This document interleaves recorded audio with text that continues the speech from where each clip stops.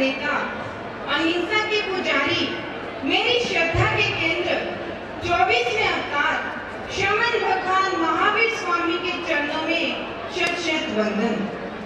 पाठ पर विराजित सभी गुरु भगवंतों के चरणों में शत शत वंदन करने के पश्चात उपस्थित धर्मानुरागियों, सादर जय जिनेंद्र। डाबावाली की यह धर्मधरा, विराजित गुरु भगवंतों के आशीर्वाद का यह आकाश, श्रद्धालुओं के ये उमड़ते मेघ और धर्मोल्लास का यह सतरंगी इंद्रधनुष देखती हूँ तो बस देखती ही रह जाती हूँ। आज का सूरज, आज की सुबह, आज का दिन कोई आम दिन नहीं है। यह कुछ खास है, कुछ स्पेशल है। गुंडी मैया की अंगुली पकड़ वर्षों से मैं संयम धारण करने के जिस तीर्थ साधे की ओर बढ़ रही थी, आज वह इच्छा पूरी होने जा रही है। प्लीज आप सब शांति बनाए रखेंगे। संसार सागर से पार उतरने के लिए, जन्म मरण की परंपराओं को तोड़ने के लिए, कर्मों के बंधनों को तोड़ने के लिए एक कोशिश, यानी कि मुक्ति रूपी ध्रुव स्थान की ओर प्रस्थान, यानी कि संयम की प्राप्ति के वो परम और पुनीत पल जिनका मुझको बेसब्री से इंतजार था, वो कुछ ही क्षणों में आने वाले हैं। आज सब कुछ एक स्वप्न की तरह लग रहा है, मानो मेरा कोई बरसों पुराना सपना साकार होने जा रहा है। आज मुझे जो वेश मिलने जा रहा है, वो वेश गौतम स्वामी और सुधर्मा स्वामी जैसे गंधर्वों ने लिया। वो वेश भद्रबाहु स्वामी जैसे युग प्रधानों ने लिया। वो वेश बुद्धि के धनी अभय कुमार और रिद्धि के धनी धन्ना और शालीभद्र जैसे राजकुमारों ने लिया। ऐसा पवित्र वेश मुझे मिलने जा रहा है जिसका आनंद अवर्णनीय है। यदि आपको पूरी दुनिया का, पूरे वर्ल्ड का महंगे से महंगा, सबसे कॉस्टली कपड़ा खरीदना हो तो आपको 5 या 10 करोड़ छोड़ना पड़ता है। लेकिन अगर आपको प्रभु का वेश चाहिए तो आपको 5 या 10 करोड़ नहीं, बल्कि पूरी दुनिया को छोड़ना पड़ता है। यही प्रभु वीर के वेश की महत्वता है और यही प्रभु वीर के वेश की अमूल्यता है। आज इस शुभ वेला में हर्ष मेरे हृदय में समा नहीं पा रहा। न जाने कितने कितने भाव उमड़ रहे हैं, कितनी कितनी फीलिंग और कैसी कैसी अनुभूतियां हो रही है, यह बोलकर बता पाना मेरे लिए असंभव सा प्रतीत हो रहा है। फिर भी प्रयत्न करती हूँ कि अपनी बात कुछ कह सकूं। An iron chain can be broken by physical strength. एक लोहे की जंजीर को शारीरिक शक्ति से, फिजिकल पावर से तोड़ी जा सकती है, किंतु मोह की जंजीर संसार के त्याग के बिना नहीं तोड़ी जा सकती। दुनिया के समस्त महापुरुषों एवं धर्म शास्त्रों का एकमात्र उद्घोष यही है कि मनुष्य जीवन का सर्वोत्कृष्ट लक्ष्य है मोक्ष की प्राप्ति। मोक्ष की डेफिनेशन देते हुए भगवान महावीर स्वामी ने पुकारा है, कर्म शो मोक्ष है। कर्मों से सर्वथा रहित होना ही मोक्ष है। महापुरुषों ने भोग को दुख, क्लेश और आवागमन का मूल कहा है। यह मनमोहक संसार और इसके चित्त आकर्षक भोग कभी भी सुख में नहीं हो सकते। इस क्षणिक जीवन और क्षणभंगुर संसार की नश्वरता का ज्ञान हो जाने पर कोई भी बुद्धिमान व्यक्ति इस संसार में रहना पसंद नहीं करेगा। यदि मनुष्य जीवन दुर्लभ है तो त्याग भी कम दुर्लभ नहीं है। त्याग का बीज वैराग्य है और जीवन में वैराग्य के उत्पन्न होने का कोई भी नियत समय नहीं है। वह किसी भी आयु में जीवन में पनप सकता है, जीवन में उदित हो सकता है। जो लोग बड़ी उम्र में संन्यास ग्रहण करने की बातें करते हैं, मैं उनसे पूछना चाहती हूँ, यहाँ कितने सारे लोग बैठे हैं जो कि बूढ़े हो चुके हैं, वृद्ध हो चुके हैं, अपनी जिंदगी के 2 या 3 पड़ाव पार कर चुके हैं। क्या उनके मन में कभी भी संसार को छोड़कर संयम को ग्रहण करने का विचार उत्पन्न होता है? नहीं ना। आप सभी बताइए, क्या आप सबके मन में संसार को छोड़कर संयम को ग्रहण करने का विचार खत्म होता है? नहीं ना। तो यह बात स्पष्ट है कि त्याग का संबंध, वैराग्य का संबंध आयु से नहीं बल्कि आत्म जागृति से है, आत्मबोध से है। आत्मज्ञान हो जाने पर व्यक्ति को यह संसार मिथ्या लगने लगता है। फिर इस झूठे संसार को छोड़ने में उसे तनिक भी कष्ट नहीं होता। त्याग स्वेच्छा से किया जाता है, किसी दबाव में आकर नहीं। दबाव में किया गया कोई भी कार्य पूरा नहीं हो सकता। सच्ची लगन ही व्यक्ति को उसके लक्ष्य तक, उसकी मंजिल तक ले जाती है।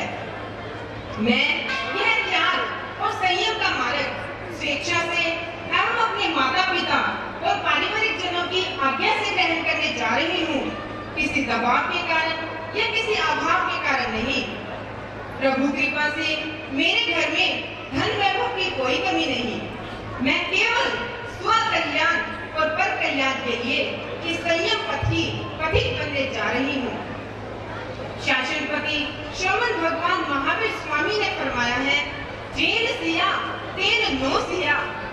व्यक्ति जिन जिन वस्तुओं से सुख चाहता है, वास्तु में वे वस्तुएं उन्हें सुख नहीं दे सकती।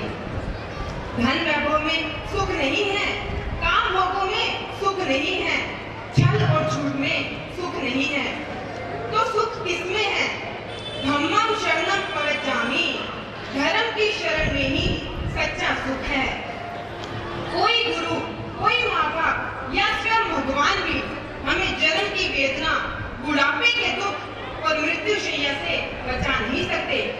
केवल धर्म ही है जो हमें इस 84 के चक्कर से बाहर निकाल सकता है। मुझे आज के इंसान का सुख नहीं चाहिए। ये तो एक क्षणिक सुख है जो किसी भी समय दुख में बदल सकता है। मुझे तो भगवान का बताया हुआ सुख चाहिए।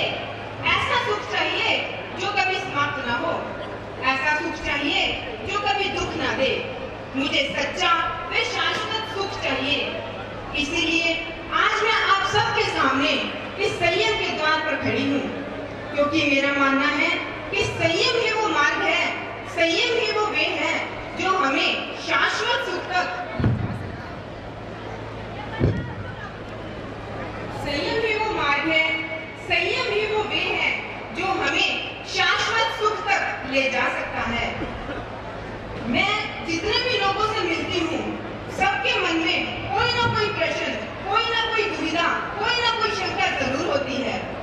लेकिन समय की कमी के कारण मैं उन सबके सवालों का जवाब नहीं दे सकती। लेकिन आज इस भरी सभा में मैं उन चंद सवालों का जवाब देना चाहती हूँ जो अक्सर लोग मुझसे पूछते हैं। लोग अक्सर मुझसे पूछते हैं कि आपको वैराग्य कैसे लगा, आप करुणा जी महाराज से कैसे मिले, आपको गुरुजी जी के दर्शन कहाँ पर हुए। तो मैं उन सबको बताना चाहती हूँ कि सबसे पहले मैंने प्रवचन प्रभाविका जैन ज्योति गुरुजी श्री करुणा जी महाराज के दर्शन का सौभाग्य इसी मंडी ढाबा वाले में लिया, और आज इसी धर्म धरा पर मैं हमेशा हमेशा के लिए इनकी होने जा रही हूँ। सन 2011 में गुरुजी जी का पदार्पण संगरिया नगरी में हुआ। मेरे जीवन को बदलने वाला श्रीमद उत्तराधन सूत्र मैंने गुरुजी जी के मुखारबिंद से संगरिया में ही 7 दिनों में श्रवण किया। समय की कमी के कारण और मेरी सांसारिक स्टडी के कारण इन्होंने सुबह शाम लगकर मुझे श्रीमद उत्तराधन सूत्र का मूल पाठ शुद्ध करवाया और बीच बीच में ज्ञानवर्धक प्रसंग भी सुनाए। इनकी मीठी वाणी और महान व्यक्तित्व ने मुझे प्रभावित किया और मेरी वैराग्य भावना को परिपुष्ट किया। वैसे तो धर्म ध्यान के संस्कार माता पिता से बचपन से ही मिले हुए हैं। गुरुओं के दर्शन करना, सत्संग श्रवण करना, समस्त परिवार के पास बैठकर महामंत्र नवकार का जाप करना एवं धार्मिक परीक्षाएं देना, ये सब पूजनीय माता पिता के संस्कारों का ही सुपरिणाम है। मैं आज जो संयम का मार्ग लेने जा रही हूँ, इसके बारे में भी मुझसे बहुत लोग पूछते हैं कि ये मार्ग बड़ा ही कठिन है, बड़ा ही डिफिकल्ट है। The way of संयम is too difficult। संयम का मार्ग तो बड़ा ही कठिन है, बड़ा ही मुश्किल है। इतनी सुख सुविधाओं को छोड़कर, इतने धन वैभव को छोड़कर तुम इस मार्ग पर कैसे चल पाओगे? बिना इस मार्ग पर चले हुए आप कैसे कह सकते हैं कि यह हमारा डिफिकल्ट है, यह हमारा कठिन है? नहीं, 50-60 साल संसार में रहने के बाद यदि आप संसार को दुख में व पाप में कहते हैं तो बात समझ में आती है कि आपने संसार के सुख और दुख का अनुभव किया है, इसके खट्टे व मीठे एक्सपीरियंसेस लिए हैं। तत्पश्चात आपने इसे दुख में व पाप में कहा।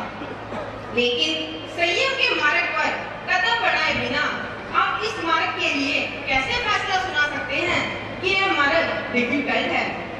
गुरु कृपा से मुझे तो यह मार्ग फूलों की शैया प्रतीत हो रहा है। यदि आप सबको यकीन नहीं आता तो एक बात आपसे कहना चाहती हूँ जो आप में से मुझे नहीं लगता कि कोई भी मानेगा। यदि आप सबको यकीन नहीं आता कि यह मार्ग फूलों की शैया है तो चलिए आप सब भी मेरे साथ इस मार्ग पर चलकर देख सकते हैं।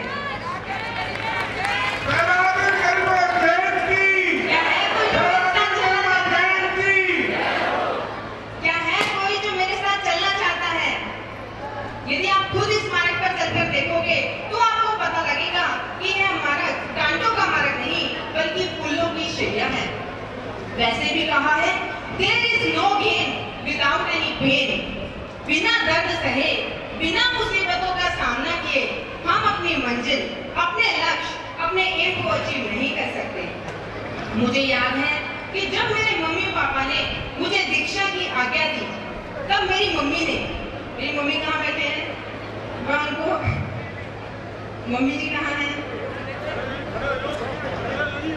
जब मेरे मम्मी पापा ने मुझे दीक्षा की आज्ञा दी तब मेरी मम्मी ने मुझसे एक ही बात कही कि बेटा ऐसी करनी करना कि फिर तुम्हें किसी दूसरी माँ को रुलाना ना पड़े। जिस प्रकार मैं तुम्हारे वियोग में तड़प रही हूँ वैसे किसी और माँ को ना तड़पना पड़े। अब तुम इस मार्ग पर चल ही पड़ी हो तो जन्म मरण के चक्रव्यूह को तोड़कर अपनी मंजिल पर जाकर ही दम लेना। मैं चतुर्वेद संघ के समक्ष यह संकल्प करती हूँ, अपने मम्मी पापा से प्रॉमिस करती हूँ कि मैं जिस लक्ष्य को लेकर संयम के पथ पर आगे बढ़ रही हूँ मैं उस लक्ष्य से कभी भी विचलित नहीं होंगी। हंसते हंसते हर परिचय, हर दुख, हर कष्ट को सहन करूंगी। बस आप सब मुझे आशीर्वाद दें कि मैं जिन शासन को दिखाती हुई अपने ध्येय की ओर दिन दुगनी रात चौगुनी आगे बढ़ती चली जाऊं और अपनी मंजिल मोक्ष को पाऊं। अंत में मैं बस यही कहना चाहूंगी, मैं ना रुकूंगी रास्ते में एक पल। ये सब मैं अपने पूरे संघ को कहना चाह रही हूँ, सिर्फ मम्मी पापा को नहीं, पूरे संघ को, जैन समाज को, प्रधान जी को, गुरुओं को, साथियों को, सबको ये कहना चाहती हूँ, मैं ना रुकूंगी रास्ते में एक पल, मैं ना रुकूंगी रास्ते में एक पल। धुन है ये मुझ पे सवार,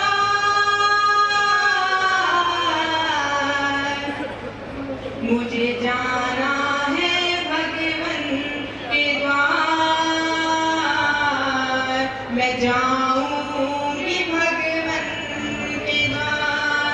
मेरा बचपन का सपना है कि मुझे भगवान जी के घर जाना है। मैं बचपन में रात रात भर बैठकर भगवान जी से बातें करती थी।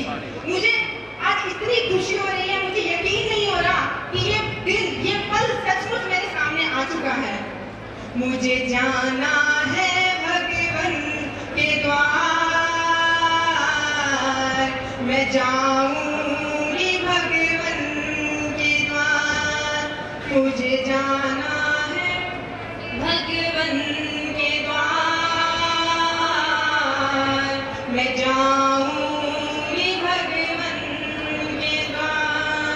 ना पीछे हटूंगी कदम को बढ़ाकर, ना पीछे हटूंगी कदम को बढ़ाकर, अगर दम भी लूंगी तो मंजिल पे जाकर, अगर दम भी लूंगी तो मंजिल पे जाकर।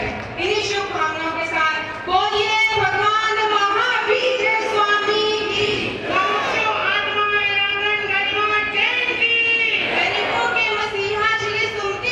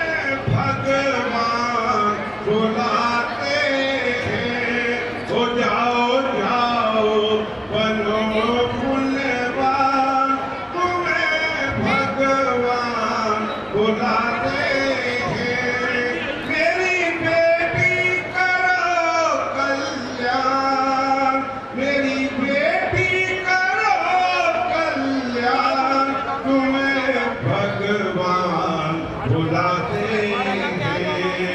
दुनिया के बंधन दुखों के कारण मुक्ति दुगाना है। तुम्हें भगवान बुला